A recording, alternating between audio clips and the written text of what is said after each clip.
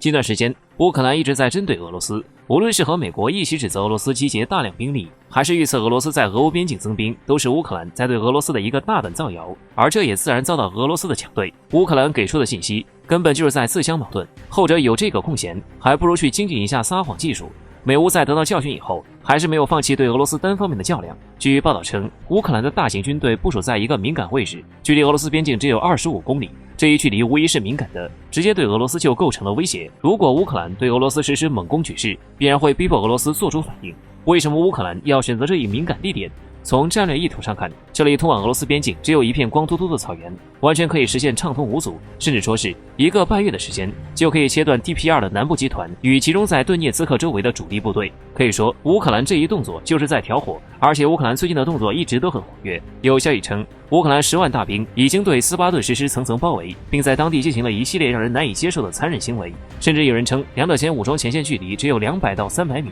这是一个什么概念呢？就是在睡觉时，双方或许都能听到对方的呼噜声。至于乌克兰有敢于向俄罗斯硬刚的勇气，大概率是来源于一句话。美国防长奥斯汀强调，面对俄乌间的冲突日渐加深，乌克兰很有可能会遭遇俄罗斯的黑手。在这个时候，美国坚决不会让乌克兰一个人面对这一问题。也就是说，在俄乌冲突上，美国一直会充当乌克兰坚实的靠山。而美国这句话一放出来，乌克兰会轻易放弃这次机会吗？答案是否定的，后者就上赶着挑衅俄罗斯了。事实上，这也不仅仅是乌克兰简单的报复，其背后大概率有美国的手笔。对于乌克兰的建军之举，有人预计俄乌双方会发生激烈冲突。尽管俄方目前未做出任何反应，但是俄罗斯2800名精锐特种部队始终是一个表态，就是普京绝对敢果断反击。值得一提的是，在俄乌进行对峙的时候，美军已经在悄然布局了。美军一架军机在黑海上空被发现，如果不是被发现，其可能早就将战俘引渡到了斯巴顿。对于这件事情，五角大楼紧兜风口，不透露出一点细节。相关人士对此分析，25公里始终是一个危险距离，没有美国的支持，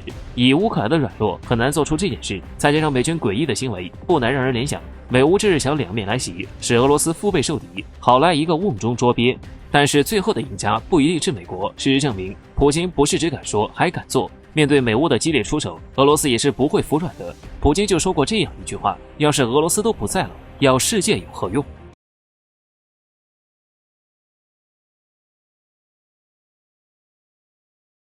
众所周知，尽管印度方面一直在国际上声称自己是有影响力的区域大国，但实际上，印度的决策者在提升印度的国际地位以及推行领土扩张政策方面有些操之过急。这一着急的心态，不仅让印度离有声有色大国的目标越来越远，反而成为了典型钱多人少的武器进口大国。近几年，还被美国用于维护自身在亚太地区的战略利益。在美国人的影响下，印度在去年不自量力地发起了对中国的挑衅，吃了一个大亏以后，印度在边境地区沉静了下来。不过今年入冬以来，中印边界问题再次升温。虽然去年的边界冲突发生以后，中印边境部队经过谈判暂时脱离结束，但印度方面一直是贼心不死，不仅多次在谈判中提出不合理的要求，还不断抹黑中国军人越界。而事实上，从去年6月开始，反而是边境印军多次越界挑衅，均被中国成功阻拦。而现在，印军又开始在边境地区活跃起来。显而易见，哪怕吃过亏，印度人依然觊觎我们的边界领土，企图侵占下来。由于印度在边境的军事活动日益频繁，边境局势也日益紧张。可令外界没有想到的是，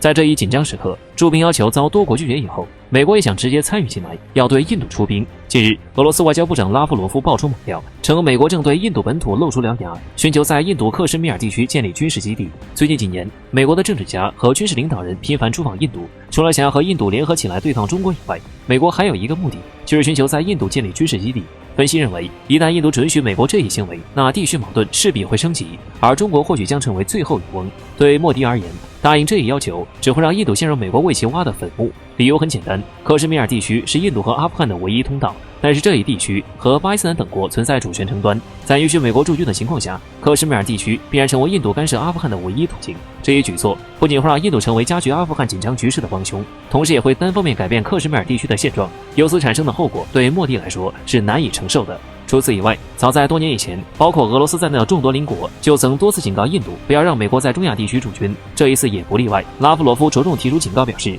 俄罗斯坚决反对美国在阿富汗周边地区驻军。换句话说，如果印度允许美国驻军，那与俄罗斯方面的关系必然会就此闹僵。届时，在面对陷入两难境地的印度时，最大的赢家就是中国。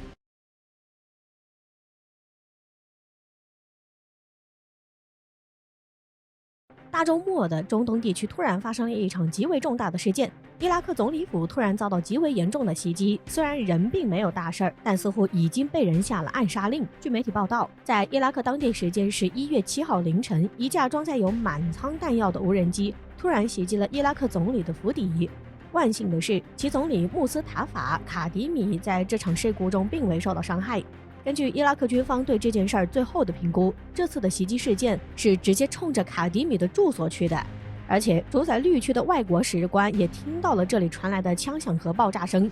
也就是说，这是一场有预谋的暗杀行动。值得一提的是，对于这件事儿，伊拉克的反应很奇怪，因为在这件事发生后，伊拉克总理卡迪米这个个人社交账号和团队社交账号都对外传达了一个信息，那就是希望伊拉克的人民冷静，特别是卡迪米的社交账号更是直接写道：我过去是，现在仍然是伊拉克和伊拉克人民的救赎工程。背叛的导弹不会让有信仰的人气馁，为了伊拉克，每个人都要冷静和克制。有分析人士对此表示，伊拉克应该知道这次暗杀行动是谁下的命令，显然是对面的人比伊拉克更强，甚至很可能要强得多，所以只能奉劝民众冷静。但是伊拉克或许打不过，但是却并未放弃反击，只是选择了暂时不报仇，潜伏起来，等未来积蓄了更强的力量再一举出手。要知道，伊拉克其实已经掀开了反美大旗。从今年的7月份，卡迪米在公开发表讲话时明确表示，伊拉克不需要任何国外的战斗部队开始。到上个月伊拉克大选，选出的是有强烈反美意图的萨德尔政党。从某种意义上来说，一旦上行下效，美军在伊拉克的未来很可能如同在阿富汗一样被驱赶。对此，美国自然是不开心的，于是直接对伊拉克出手了。就在前几天，伊拉克突然就爆发了一场抗议大选结果的游行活动，并且随后大量民众还和伊拉克的安全部队起了冲突。怎么说，美国现在也有了十分充足的理由针对伊拉克，毕竟暗杀领袖卡迪米完全可以打断伊拉克自我独立崛起的进程，让伊拉克继续成为美国的附庸。很有意思的是，在这件事儿发生后，美国还突然出来对这件事儿表达了自己的看法，先是谴责了一下针对卡迪米的袭击，随后又表示自己会和伊拉克的安全部队进行合作，争取早日找到凶手。对此，直接就有网友评论：美国怕不是贼喊捉贼吧？对此，诸位朋友是怎么看的呢？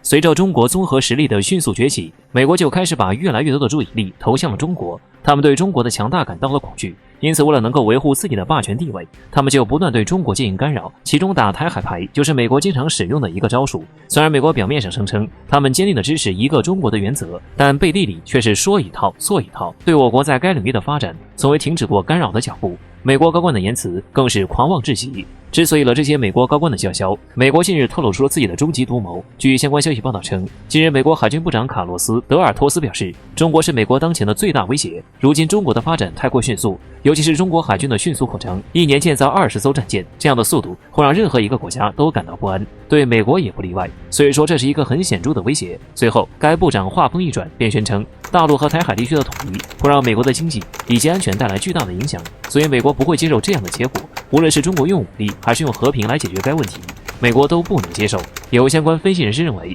美国的终极图谋终于暴露了，他们害怕中国的发展会对美国的利益产生影响，所以就想阻止我国的统一。美国该海军部长的表态完全揭发出了美国的内心所想，他们表面上一套，背地里一套，时常宣称尊重一个中国的原则，但实际上内心一直都是想阻止我国统一，这完全透露出美国人的虚伪和狡诈，所以我们必须提高警惕，对美国是不是释放出的友好信号不能轻信。值得注意的是，对于美国的这种挑衅行为，新加坡国防部长也开始表态，对其警告，台海问题是一条深红线，美国应该敬而远之，远离这条红线，因为如果靠得太近，就会误判形势的可能，如果发生斗争，全球都可能陷入混乱。总之，我们也希望美国能够看清局势，不要一早挑衅中国的耐心。如果和中国合作，对于美国来说利益会更大，但是非要和我们作对，那对美国的危害也不少。